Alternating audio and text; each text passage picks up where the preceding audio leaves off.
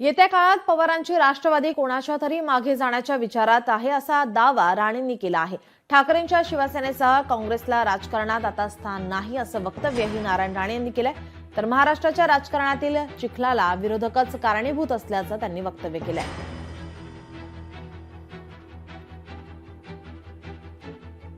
विरोधकांनी केलंय,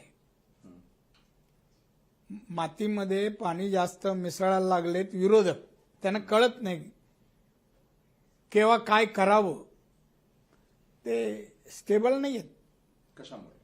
कशामुळे एक सत्ता गेली, सत्ता मिळण्याची संधी नाहीये, काय करणार शिवसेना, काय त्यांच्याकडे भविष्यात काय मिळेल,